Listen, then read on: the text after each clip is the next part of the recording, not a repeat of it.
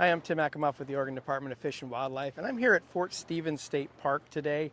And up behind me, up around my left shoulder here, Buoy 10 up around the corner, Clatsop Spit up behind me. You can see lots of anglers on this shoreline. And Buoy 10 is one of our most popular fisheries in the state for salmon, especially coho and Chinook this time of year, August and into September. And it's probably more known as a boat fishery, but there are a lot of opportunities to bank fish.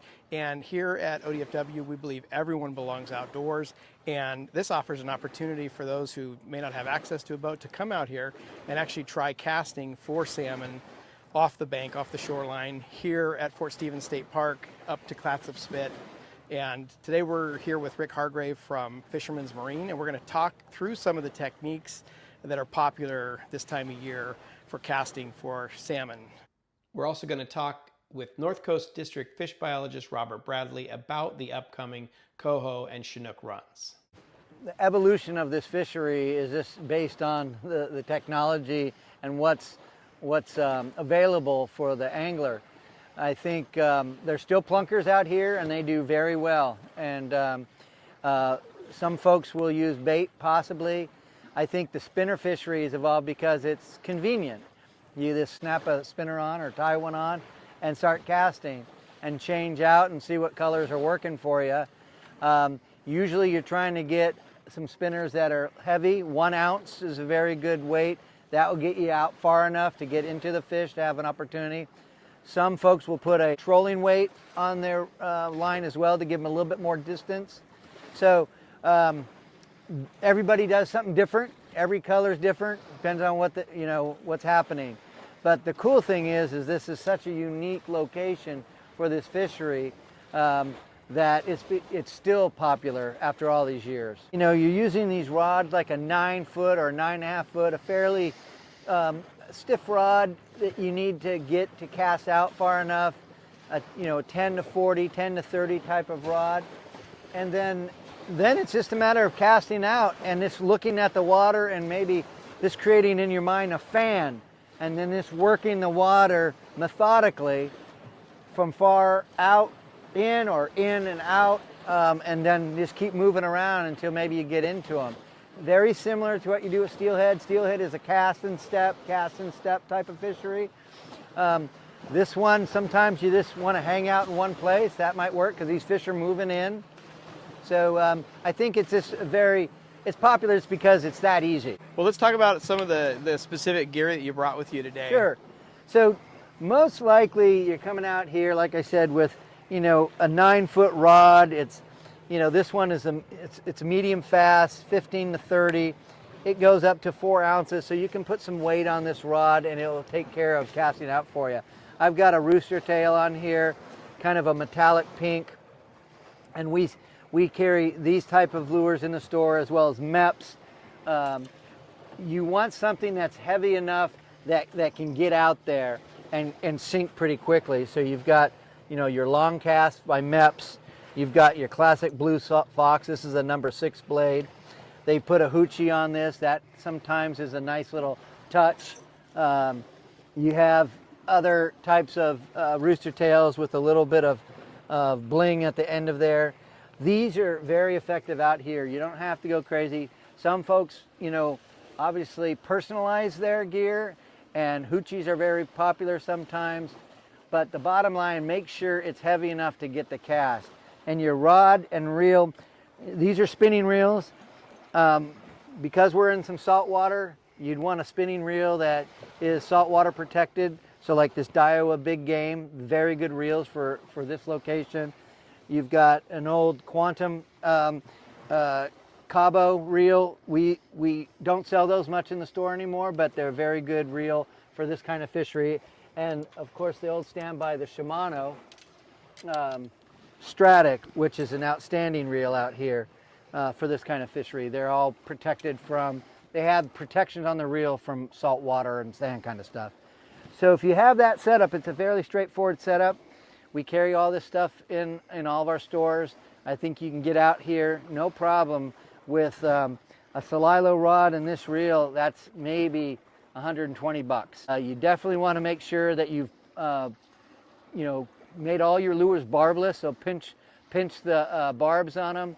You want to make sure you have your license and that you've got Columbia River endorsement, and you have all those kind of things that you need to be legal out here.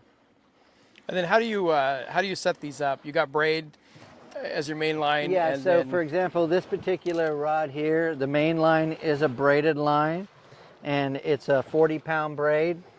And then I run that up and I put a leader on that, typically a fluorocarbon leader, maybe 3 feet or so. I put that swivel on there to make it easier to snap in the lures and change out. And that's a good setup. Again, everybody does a little bit differently. I chose to put a little bit of an inline Alberto knot here versus just putting a barrel swivel, just so I don't have to worry about things going through the guides. This beach really makes it simple to kind of cart your stuff out here. These wagons are real popular now. Take a wagon out, put everything in it, and you're good to go. I mean, this is a very unique location. There's not a lot of places in the United States that does this for the iconic fishery of salmon. So I'd take advantage of it. Well, one thing I will say with the spinners, those are a good technique to use when the tide's slow, because the plunking and all that requires the current to run your gear. So the spinners can be used any time of the tide. I think that's one reason they're pretty popular. What's the general time frame for this Buoy 10 fishery? So the Buoy 10 fishery opens every year on August 1st. Of course, regulations can vary a little bit, but typically August 1st opener. The fish are coming. There's a few fish always in the river around that time. But that's the really very beginning of the runs. The second half of August is going to be your peak time for the Chinook, and your Coho will start building then as well, and they'll carry on into the first part of September and really mid-September before they start tapering off in the Buoy 10 area and moving upriver. Okay. Although having said that, there are 2 stocks of Coho in the Columbia, an early stock and a late stock. In a lot of years, the early stock is more abundant, and you see that run in late August, early September. But there are fish that come in a little bit later, and there can be fishing into October in a lot of years. This particular year, we have a run forecast it's much heavier to the early stock, and so really you want to be here, I'd say late August, take advantage of that Chinook fishery, and then carry on into Labor Day and a little bit after, chasing those Coho. There can be in-season changes, and often are, so people really need to pay attention to what's going on with those. The fish are congregating out here. I mean, we're really close to the mouth of the Columbia River. The bulk of the hatchery fish and of course the Columbia River wild Coho are all coming back here. And so they congregate in big numbers off the mouth of the river, and then when they're ready to come in, they're moving in a similar time frame, I believe. Specifically this year, the forecast for Chinook is 736,000 fall Chinook. That would be a fair amount higher than last year's run if it comes in that way.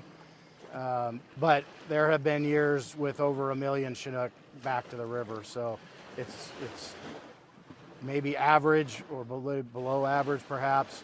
Certainly not near the biggest runs that have been seen in kind of near-term history.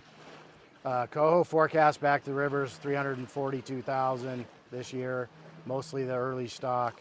I would say that's a lower end number compared to, I've seen years pushing 2 million. So we're definitely on the lower end of the forecast in this year's run. One thing that has changed is the summer steelhead forecast, or the run appears to be tracking better. So the Buoy 10 area was actually open to 1 hatchery steelhead being allowed in your bag limit. So that was an in-season change. It's a positive one.